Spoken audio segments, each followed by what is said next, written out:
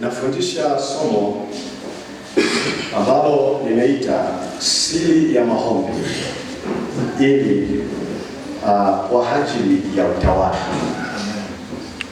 Siri ya maombi kwa ajili ya utawala. Bwana Yesu asifiwe. Amen.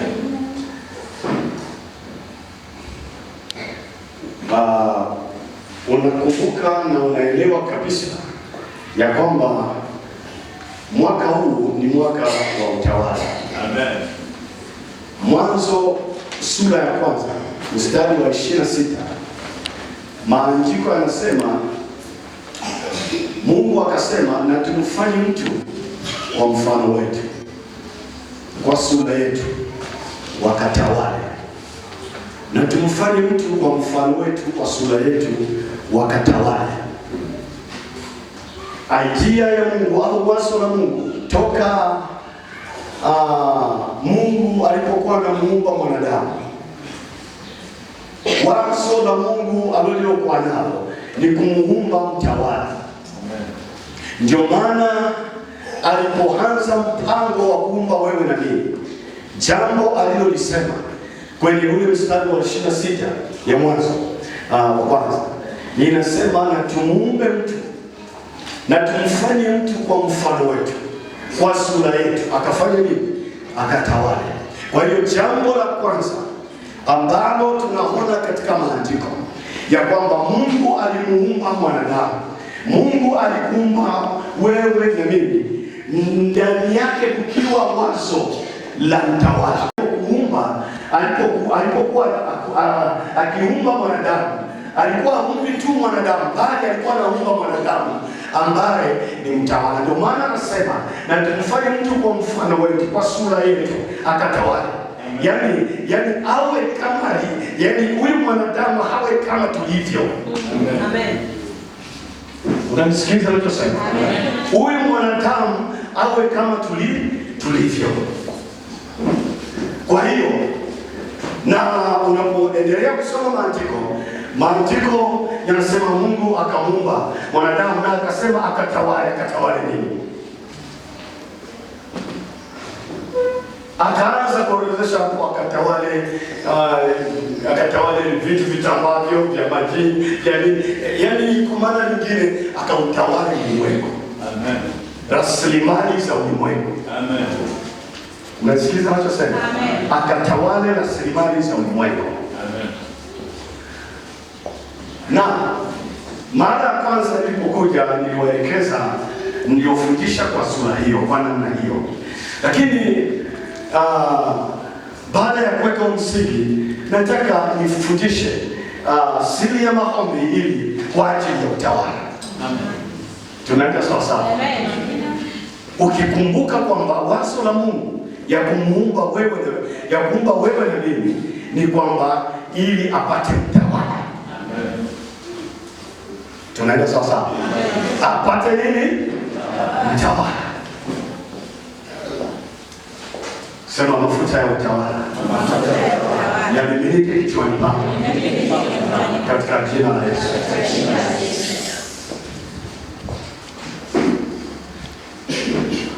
Maandiko kwenye Wafalme, haleluya, alifanya maombi na akafunga mbingu, ambaye mke wake alikuwa Yezebeli. Nakumbuka Yezebeli, yeye ndiye alikuwa anaogofya kuliko hata mfalme mwenyewe.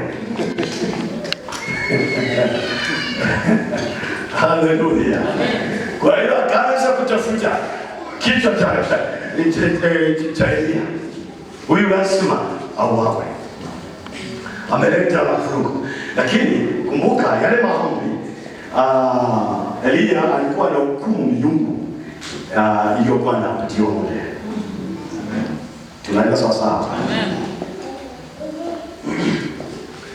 Sasa siku hii hao wajumbe wa Bwana wanaendelea na taratibu zao, lakini inabidi ijulikane leo ya kwamba Mungu ni nani katika taifa hili. Amen. Inabidi ijulikane ya kwamba Mungu ni nani katika familia hii. Amen. Saa inafika ambapo baada ya kuwa watu watu, kuna mahangaiko katika familia, kuna mahangaiko katika nchi.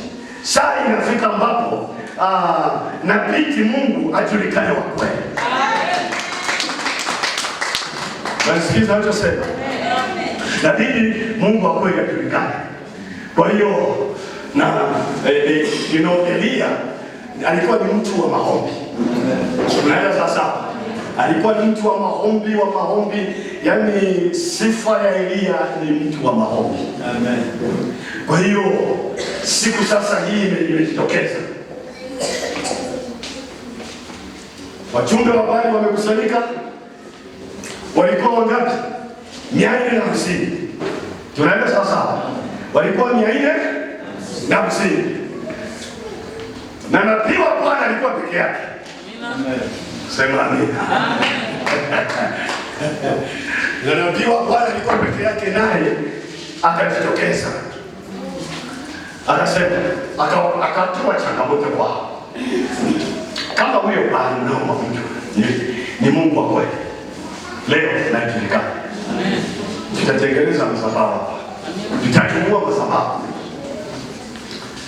Basi wakaanza kuandaa, wakatafuta kuni, wakafanya nini, wakachukua zabibu zote, wakachinja, wakaweka pale.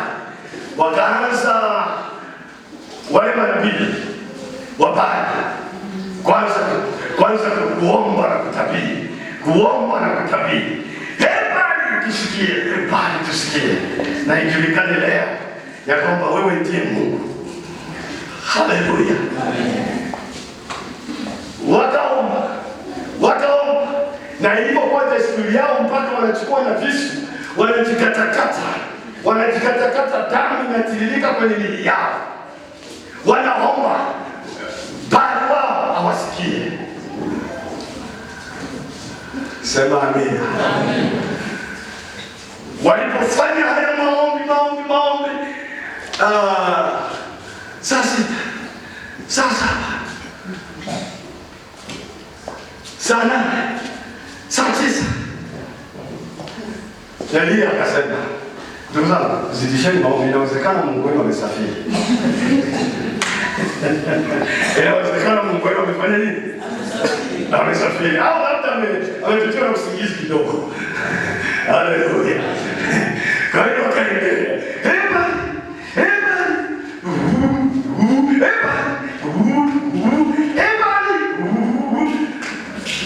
Wakafanya matambiko ya kila namna. Kuko kimya. Sema amen. Kuko kimya.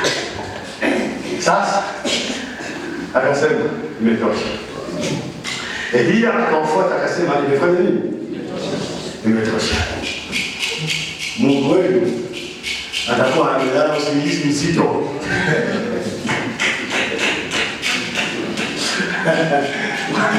Mungu atakuwa amelala usingizi mzito kweli.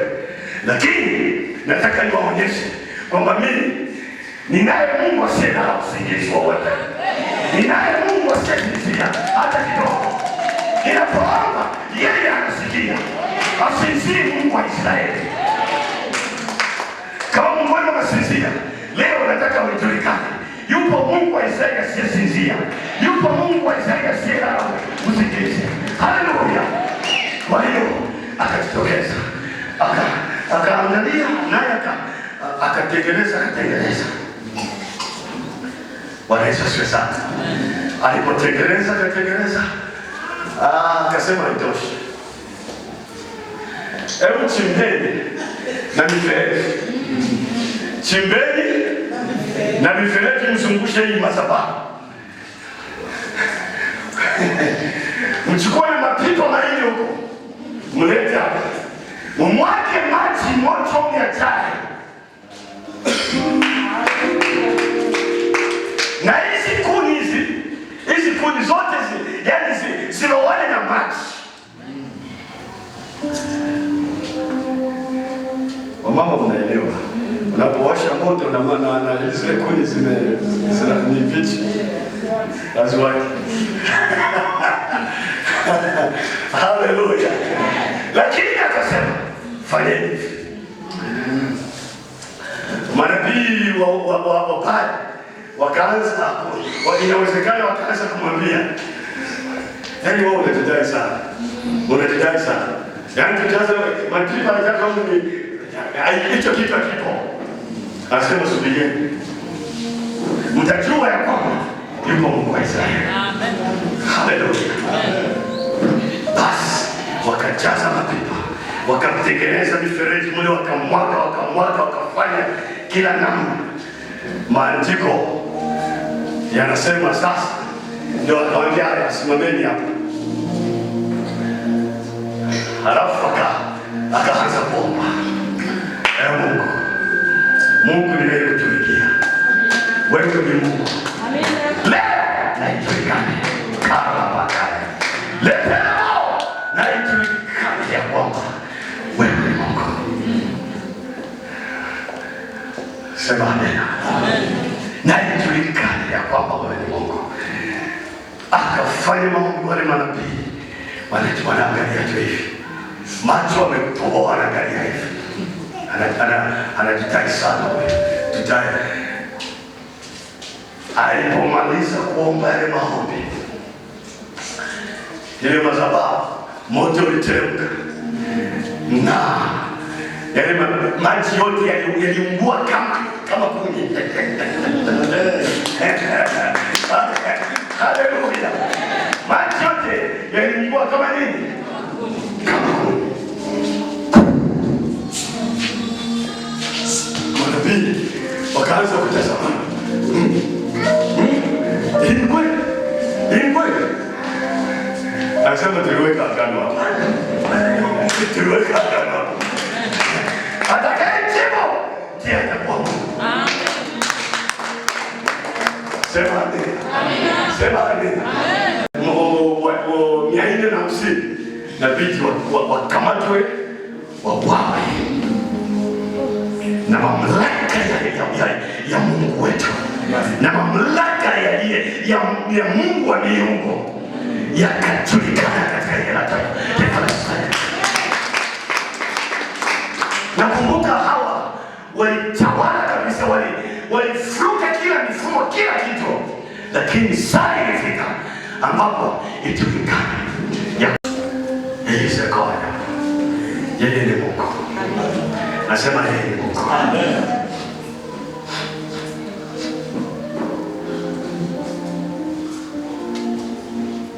Wapenzi katika Bwana, hakuna mtu anaye ni njia ya maombi. Unanielewa ninachosema? Wote waliokuwa na mamlaka ya kiroho walikuwa ni waombaji. Sema amina. So kama unataka kutawala ulimwengu wako, lazima uwe mtu wa maombi. Maombi hutumika kumfanya muumini kuwa na mamlaka juu ya nguvu za giza. Unanielewa ninachosema? Maombi umfanya mtu kuwa na mamlaka, umfanya muumini kuwa na mamlaka juu ya nguvu za giza.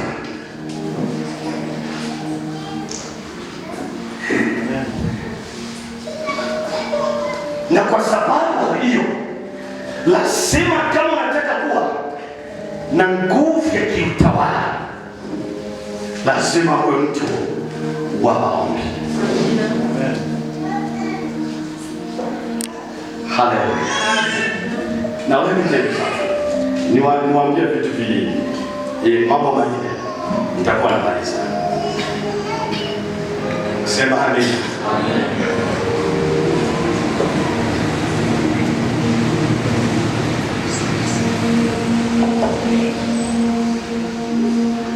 Sema Mungu, mimina mafuta ya utawala kichwani pako katika jina la Yesu. Mwaka huu, Mungu wangu, mimina mafuta ya utawala juu ya maisha yako. Maeneo manne that you need to take dominion. Maeneo manne ambayo unapaswa kuyatawala.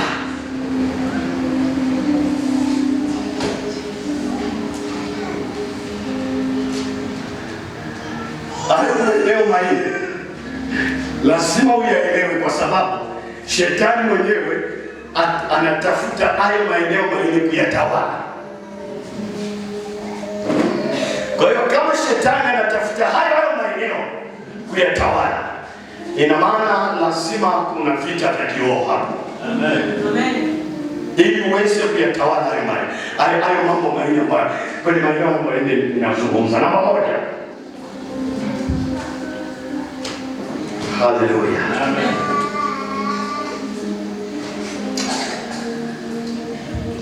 Namba moja ni kitu tunachoita himaya au eneo.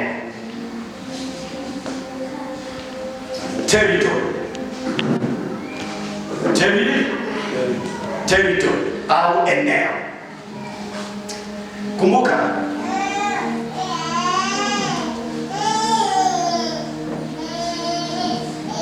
kama kuna kitu shetani utafuta kutawala ni eneo. Ana uwezo wa kuweka umiliki kwenye eneo moja na hayuko tayari kuiachilia. Kumbuka kwenye maandiko, Yesu Kristo na wanafunzi wake walipokuwa wanaenda kule Nazareti, maandiko yanasema wakamkuta huyo aliyekuwa na mapepo. Umeelewa? Wakamkuta huyu jamaa aliyekuwa na nini? Na mapepo. Kumbuka, wakati wanataka kwenda kule, huyu aliyekuwa na mapepo, in fact, anaitwa Legion kwa Kiingereza, kwa Kiswahili inaandikwa jeshi kubwa. Lakini hilo ni neno la Kiunani, la Kirumi, ambalo linamaanisha huyu mtu alikuwa na mapepo yasiyopungua 6,000, kwa sababu hilo neno ni neno la kijeshi linalomaanisha kambi. Maanake kambi ya Kirumi ili itwe kambi kamili inatakiwa iwe na wanajeshi 6,000 wasiopungua 6,000. Maanake ile inapewa ala mamlaka ya kuitwa kambi. Kwa hiyo huyu ndio alipoulizwa wewe nani, alisema mimi nilicho ni jeshi kubwa. Maanake alikuwa anamaanisha tupo 6,000.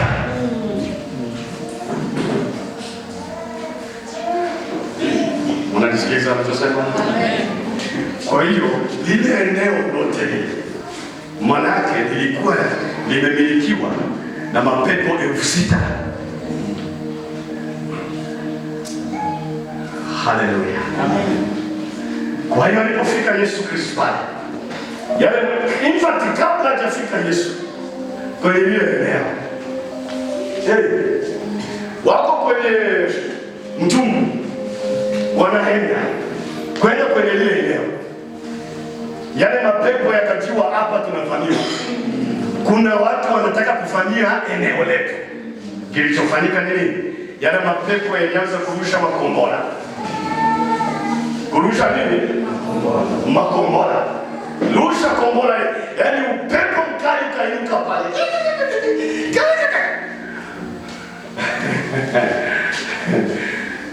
Lakini mtu afya. Amina.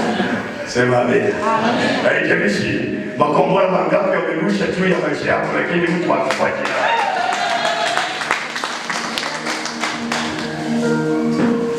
Basi wakafika. Lakini walipofika pale, wakakabiliana na yule pepo. Lakini sikiliza, yale mapepo yakaanza kumsihi Yesu Kristo kwamba yasifukuzwe kwenye ile eneo. Yalifanyaje? Tunakuomba basi tuingie kwenye zile nguruwe pale zilikuwa 2,000. utufukuzie kwenye hiyo zile nguo 2000. Shida kubwa, mapepo yalikuwa hayataki kutoka kwenye ile eneo. Unanielewa ninachosema? Ndio maana unaweza kukuta pepo linaweza likamtoka mtu katika familia, lakini yale mapepo bado hayatatoka kwenye familia, yanang'ang'ana yakae kwenye hiyo familia.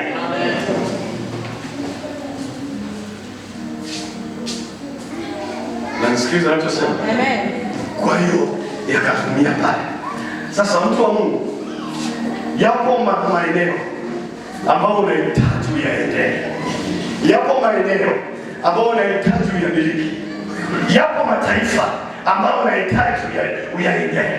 Lakini kuna majeshi, kuna nguvu za giza. Shetani amemiliki hayo maeneo.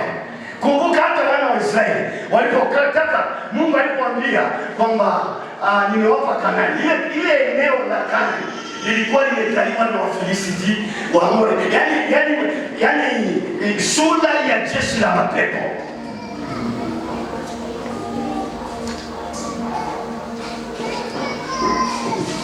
Your place of breakthrough, there is always demons.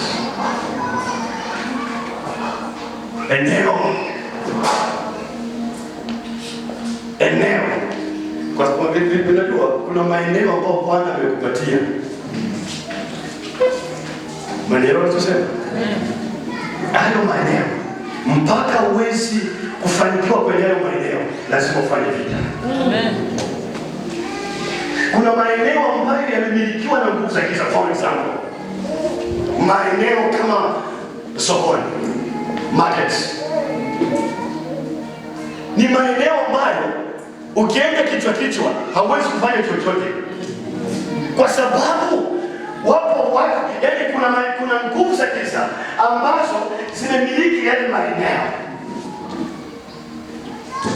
Ndio maana Mkristo ukienda pale kichwa unashindwa kuuza, kwa sababu uelewi kwamba hapa ni eneo, na ile eneo limejawa na nguvu za giza. Sasa ili upate upenyo kwenye ile eneo, lazima ufanye vita vya maombi ili upenye. Kwa mfano, ni kama mpanda makanisa, kuna maeneo mengine kupanda kanisa ni eneo ambalo limilikiwa ili upenye hilo eneo. It's not easy. It's not easy. Sema amen. Sema Mungu. Kila eneo ambalo Mungu alikusudia iwepo siku ya leo, nipake mafuta ya utawala na hilo eneo. Nguvu zote za giza, misimu yote inayofanya vita na maisha yangu katika hilo eneo, leo na ijulikane ya kwamba wewe ni Bwana na kwamba wewe ni Mungu, katika jina la Yesu, katika jina la Yesu. Wafanyabiashara wapo, nasema wafanyabiashara wapo, nimesema katika eneo langu la biashara, katika eneo langu la biashara, katika eneo langu la biashara, mashini yote, nguvu za giza zote zilizojikusanya kwenye hilo eneo, kunizuia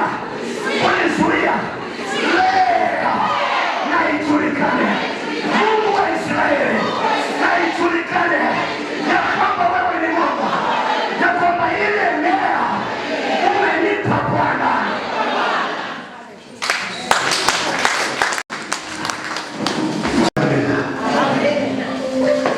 Kuna maeneo mengine utaenda na utakimbia usipoelewa, kwa sababu maeneo yote unayoenda yamemilikiwa. Unanielewa ninachosema? For example, nina vitabu vingi nimeandika, vipo tu kwenye kompyuta.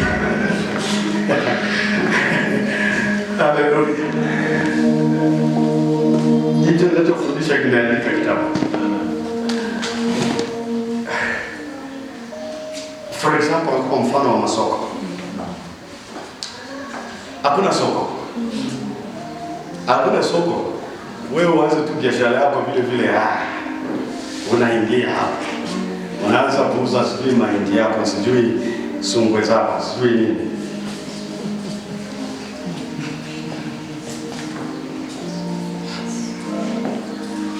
Na uelewe kwamba walioko pale, mkitazamana hivi wako unawaona huyu, lakini hawa wamefanya matambiko ya kutosha. Masoko yamejawa na manyoka ya kipepo, mapaka wa kipepo, pande za kipepo, na unafikiri zimetambaa kale kaeneo. Mtu ananiambia andasoi, unaweza ukakuta kuna watu wengine unafanya biashara hiyo hiyo na mwenzi mwingine afanya biashara, lakini mwenzako biashara inaenda, wewe haiendi.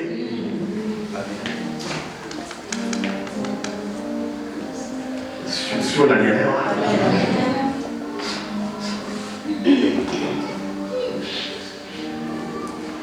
Kuna mtu ananisikia? Kama kuna mtu wa kuomba, kama kuna mtu wa kuomba, haleluya. Sema amina. Sema amina. So there are places, my friends, yapo maeneo hautaingia. Yapo maeneo hautaingia. Kumbuka Yesu mwenyewe, mwana wa Mungu aliye hai, mapepo yalitaka kumzuia yamuue kabla hajafika kwenye hilo eneo. Lakini nakutangazia kwa jina la Yesu Nazareti, hautauawa, utafika kwenye eneo lako. Hautauawa, utafika kwenye eneo lako. Utaingia katika hilo eneo lako. Kuna maeneo ambayo yamebeba maisha yako. Amen.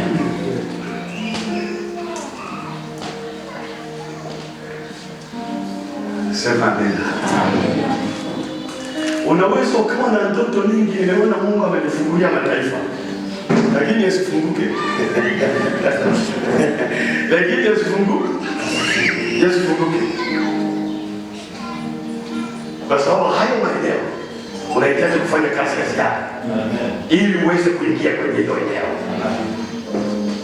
Kwa hiyo kama kuna mambo ambayo in fact kuna maeneo mengine huko katika hilo eneo. Can you imagine huko kwenye kijiji cha Isyesye, lakini una mamlaka, una sauti kabisa. Wenye mamlaka na sauti ni wengine. Ili kanisa hili usingekuwa mamlaka ya kiroho, tusingekuwepo hapa. Amen.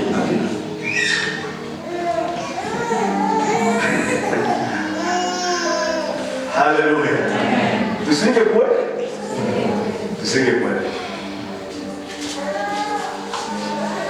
Sema amina. Sema amina. Tusingekuwepo. Kanisa ilikuwa tu hapa kidogo hapa. Lakini nikija kufungua kiti changu, paka ndio yeye kwa anatangulia kukaa kwenye kiti changu. Nafungua mlango, nakaa, paka amekaa. Naingia, wala ashtuki, nafika pale na msubiria, ndio anaanza kutoka, anasema afi mtu hapa. Nakaa. Nasema afi mtu hapa. Anakaa. Siku nyingine nakuta yani wamechafua hapo maji yako pote na nifika. Nikakaa nikaangalia, nasema afi mtu hapa. Ngaanza kutoka. Amen. Mtu hapa. Haleluya. Kuna maeneo mengine kuna upinzani ambao yani huwezi kuelewa kwa nini ili eneo yani huwezi kufanya maendeleo, huwezi kuinuka, huwezi kutimiza kile ambacho Mungu amekiweka ndani ya moyo wako, kwa sababu kuna upinzani katika hilo eneo ambao huwezi kuona. Ili imemilikiwa na aina hii inahitaji maombi. Sisi tunafundisha watu. Amen. Aina hii inahitaji nini? Maombi. Sema amina.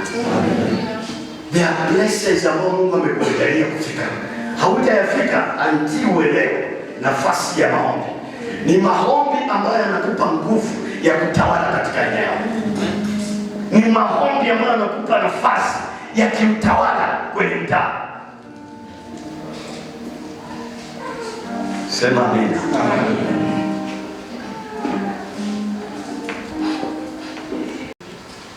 Na watu ni yatima. Destiny.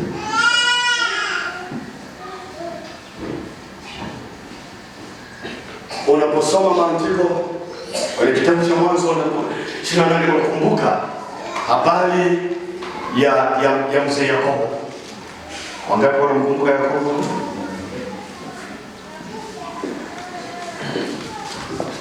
Kuna hatima. Kila mmoja wetu ana hatima yake. Tunaenda sawa sawa. Kila mmoja ana hatima nini? Hatima yake. Lakini hiyo hatima, kuna wengi ambao wamekufa bila kuifikia hatima yao.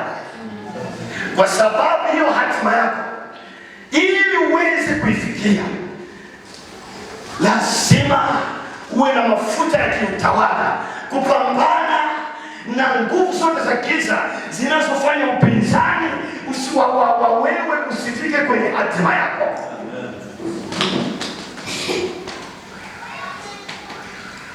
Halo? Mzee Yakobo, hatima yake ilikuwa ni kubwa. Kwanza humo tumboni walikuwa wanapambana. Umeelewa? Humo tumboni kulikuwa na nini? Na mapambano. Akaachwa, mwingine akatoka. Sema amina. Akaachwa, mwingine akatoka. Akatoka naye wa pili ameachwa. Lakini bado mapambano yanafanya nini? Yanaendelea. Maandiko yanasema kwamba wakati fulani ulifika ambapo lazima pambania hatima yake. Usiku mmoja anatembea akafika sehemu moja. Kalala pale. Ndipo alipopigana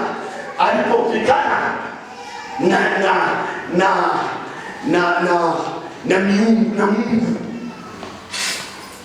Supernatural being. Akapambana usiku na yule mtu.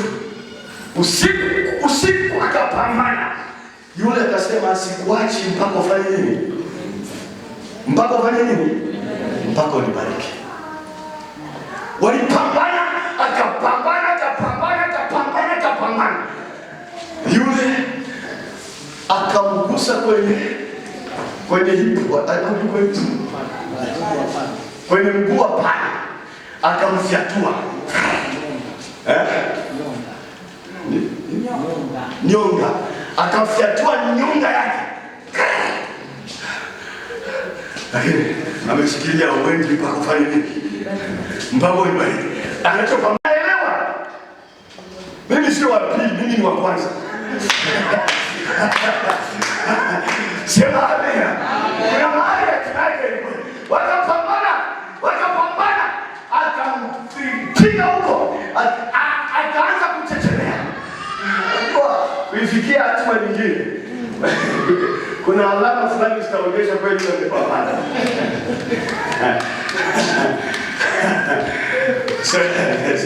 Sema amina. Akamfyatua pale, alipomfyatua. Sasa yule akasema, sasa umepambana na umeshinda. Na kuanzia leo hautaitwa tena Yakobo, utaitwa Israeli. Hautaitwa Yakobo, utaitwa Israeli. My friend, from there, kutoka hapo akaichukua hatima yake. I don't know kama nazungumza na mtu. Akaichukua nini? Hatima yake. Kuna hatima. Kuna unaongea na mtu mmoja. Una hatima kubwa lakini hujaelewa namna ya kuiendea hatima. Yakobo alifika tu akaelewa kwamba ninayo hatima lakini nahitaji nipambanie. Nahitaji nipigane. Akafanya vita, akaomba, akashindana na Mungu. Na aliposhindana yule Mungu akamwambia, sasa kwa kuwa umeshindana with divinity na umeshinda, sasa utaitwa tena Yakobo, utaitwa Israeli. Na ndipo akainuka pale. Hatima yake imerejeshwa. Iliyopotea mahali fulani. Unakumbuka? Ilipotea mahali fulani. Sijajua hatima yako ilipotea mahali fulani wapi. Sijajua maisha yako yalisinzia mahali fulani wapi. Sijajua maisha yako yalichelewesha mahali fulani wapi. Lakini yupo Mungu ambaye ana uwezo wa kurejesha hatima yako. Sema amina. Haijalishi uko wapi, haijalishi nafasi yako iko wapi leo, lakini kama unaweza kuipambania hatima yako kwa njia ya maombi. Amen.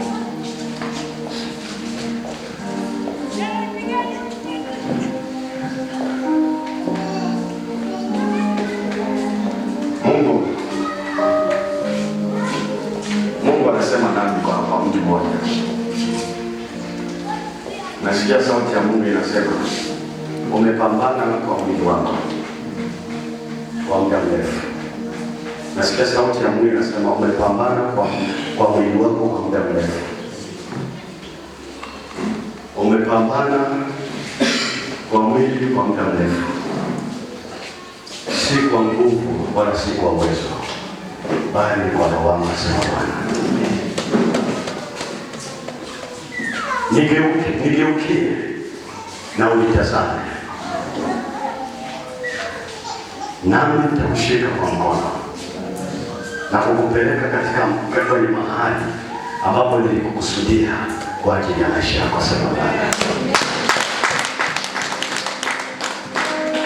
Sijajua ni nani wewe, lakini namuona mtu anapambana kwa mwili.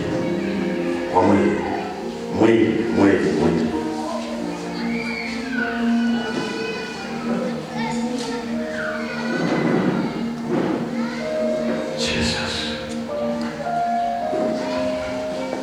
Haleluya. Lazima uelewe kwamba kuna maeneo mengine, kuna assignment zingine kwenye maisha yako, kuna kazi zingine ambazo Mungu amezikusudia usifanye kwenye maisha yako. Hautaweza kuzifanya kwa sababu ya upinzani walio. Lazima mafuta yakitawala uweze kutawala hatima yako, uweze kuimiliki hatima yako, kama Yakobo alipopambania hatima yake na kaimiliki. Mungu akujaze mafuta. Nasema pokea roho ya utawala kwa jina la Yesu. Nasema pokea roho ya utawala kwa jina la Yesu. Nasema amen. Sema, ni nani aliyefanyia hatima yako? Sema, ni nani aliyefanyia hatima yako? Ni misimu za wapi zilizofanyia hatima yako? Ninaachilia moto. Ninaachilia moto. Toka kwenye hatima yako. Ee misimu, toka kwenye hatima yako. Toka kwenye hatima yako. Katika jina la Yesu.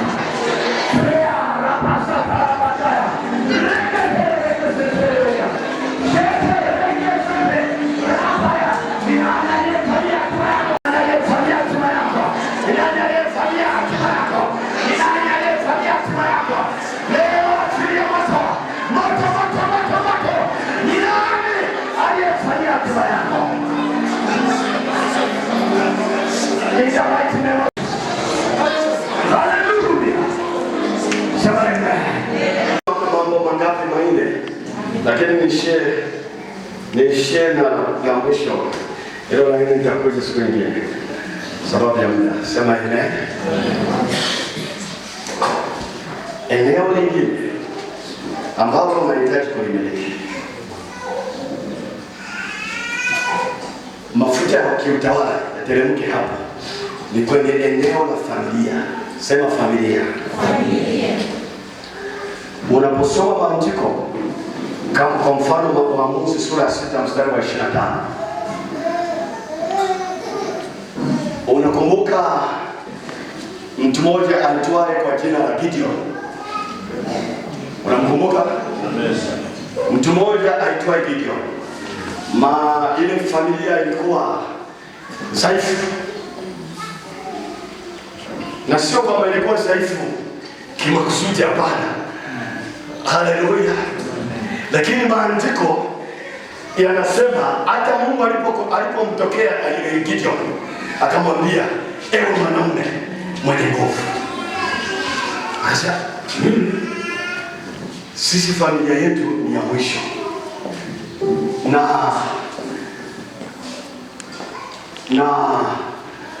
na mimi ni wa mwisho. Haya mambo yanakuwaje? Biblia inasema inuka katika nguvu hiyo, lakini ishu alizungumzia kuhusiana na familia na ukoo wake, jinsi walivyo, kiasi kwamba hawana matumaini ya kuitwa hata ewe shujaa. Umeelewa ninachosema? Familia ilivyo, hawana hata ule tumaini ya kuita ewe shujaa au mtu yeyote mwe katika familia kwamba ewe mwenye sifa fulani. Lakini Mungu alipompaka mafuta Gideon, cha kwanza alichoanza kufanya ni kwanza kuangusha madhabahu ya baba yake. Umenielewa? Kwanza kuangusha madhabahu ya nani? Ya baba yake. Akaanza kufanya vita vya familia. Ndugu zangu, sio vita kidogo, kiasi kwamba ilimlazimu kuamka usiku baba asisikie kinachoendelea. Haleluya! Baba asikie kinachoendelea. Ilimlazimu kuamka usiku, ataangusha madhabahu yote yaliyoinuliwa na mababu zake na baba zake katika familia ile, ambayo imefanya kudhoofisha familia, yani mpaka wanajiona yani hawana chochote, hawana uwezo wote, wanajiona dhaifu. Kwa hiyo akainuka, akaanza kupambana, angusha hii madhabahu, angusha hiki, anafanya angusha hii miungu, angusha hizi misima, angusha hivi vitu vilivyosimikwa kwenye familia. Let me tell you something. Adui wa mtu ni wa nyumbani mwake. Kuna maisha ambayo hawezi kuyaendea kwa sababu ya misingi iliyowekwa huko nyuma. I'm telling you the truth. Sema amen. Amen. Karabaya. Gideon inahitaji mtu ambaye atainuka kama Gideon na kwanza kufumua mifumo ya familia.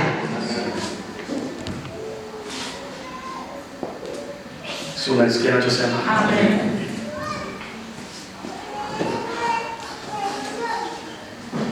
Wapo ambao wako tayari kufumua mifumo ya familia? Aishiwa. Amen. Karabaya. My friends, kuna mifumo ya familia ambayo haihusu vitu vingine.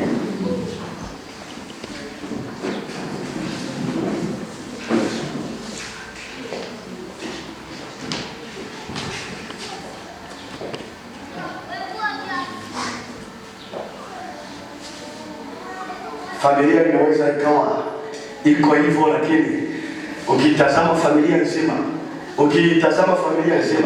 hakuna mwenye kazi maalum, hakuna mwenye ndoa maalum, hakuna mwenye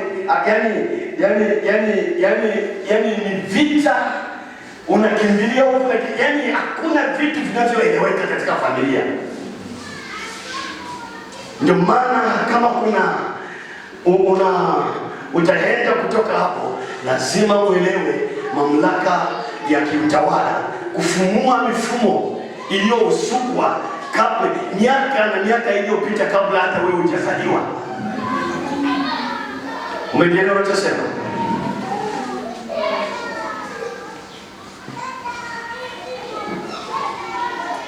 Maisha ya watu yamekamatwa kwenye familia. Yaani hatima za watu zimekamatwa kwenye familia. Kuna watu walikuwa wanafanyia maombi huko Morogoro. Familia, watoto wote wasomi, lakini hakuna mwenye kazi. Huyu mwingine ni daktari, lakini anasema mimi roho ishakataa kwenda kuchukua cheti. Kwa hiyo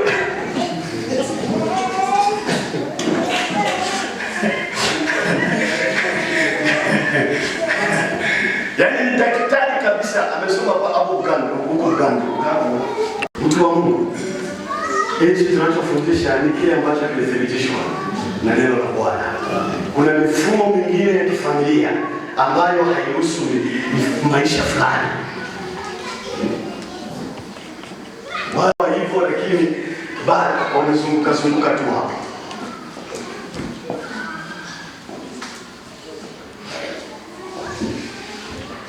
Kuna familia ambapo mtu akifika tu miaka mingapi amekufa. Hakuna anayezeka katika familia.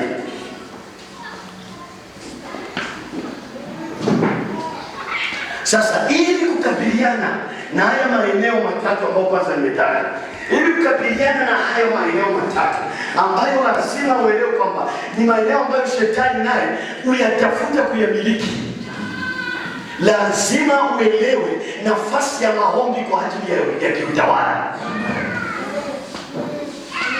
Hii mifumo, Biblia inasema kushindana kwetu si kwa damu na nyama, bali tunashindana na wakuu wa anga na nguvu za giza na mizimu na vijiti ambavyo vimeteka maeneo haya.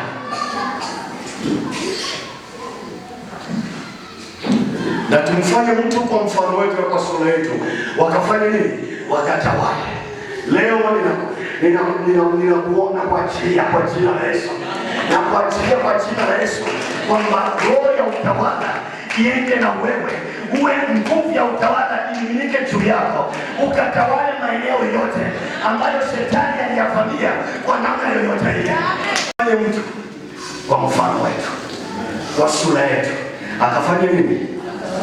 Biblia inasema kwenye Yakobo sura ya 5:17 kwamba Elia aliomba kwa nguvu zote na Mungu alimsikia. You can pray for your breakthrough. Unaweza ukaomba kwa ajili ya upendo kupenya kwenye hayo maeneo ambayo yamemilikiwa na adui kwenye maisha yako. You can pray. Sema amen.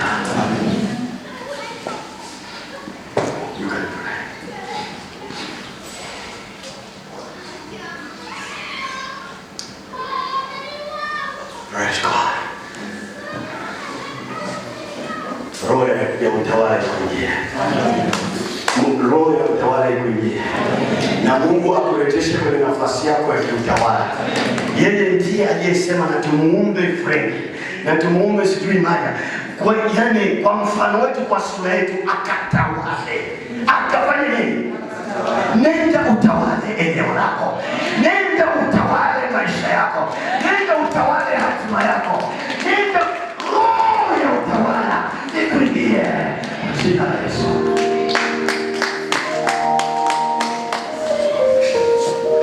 Sema amina.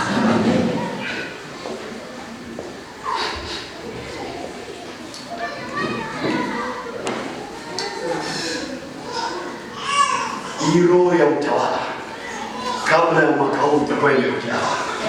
Nasema kabla ya mwaka huu itakuwa imekuja katika jina la Yesu Kristo. Kabla ya mwaka huu itakuwa imekuja katika jina la Yesu Kristo. Kuna maeneo mengi ambayo shetani ameshikilia kwenye maisha yako, lakini unatoka kwa jina la Yesu. Nasema unatoka kwa jina la Yesu. Sema amina. Sema amina. Ndio ndio tokea pale kwa manabii. utaelewa vile challenge maisha yako na mwingine. Vile challenge utawala wako viko ndani yako vingine. Sema amina. Sema amina.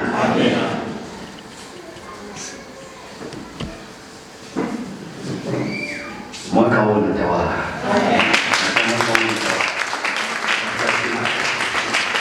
Na Mungu wangu leo tumekia kupaka mafuta ya utawala. Na kama kuna kitu chochote kinachotesa utawala wako kipo ndani yako. Ndio kuna vitu vingine viko ndani yetu.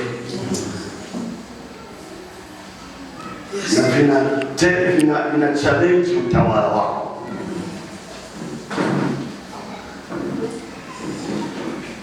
Sema amina. Kwa mamlaka hayo ninasema ufunguke kwa jina la Yesu. Na uwekwe huru kwa jina la Yesu wa Nazareti. Sema amen.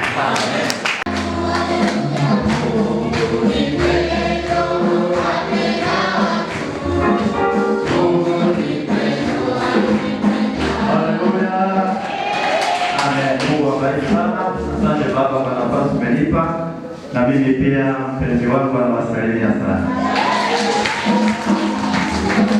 Au ni dhambi kusema mpenzi? Sema mpenzi wangu. Mpenzi wangu. Sione haya kanisani kusema mpenzi, hapo huko vichochoroni ndio mnasema sana. Haleluya. Sio na maneno mengi, nimebarikiwa na kuwaona. Nimemwona Yesu. Haleluya. Mungu awatunze. Mwendelee kupenda huyo Mungu sana na sana. Amen.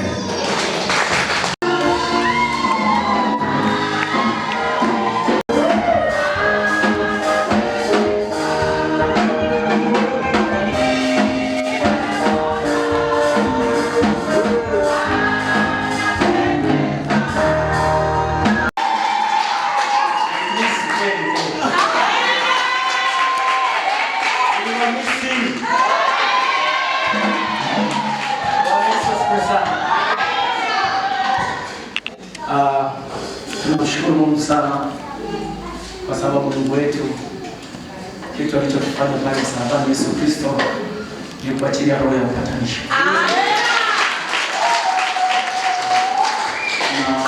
Na ndio huduma tuliyopewa kufanya.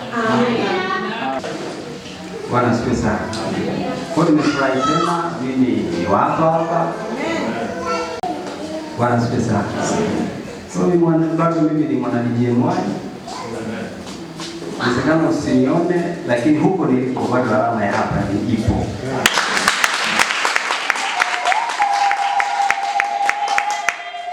Mungu awabariki sana.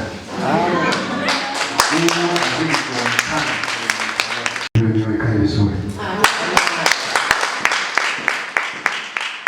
Na kwa jina naitwa mtumishi wa Mungu Isaya Monda.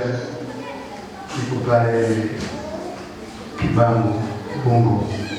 Kama kuna wengine wanafahamu pale, wasiofahamu pia karibu sana. Mungu awabariki.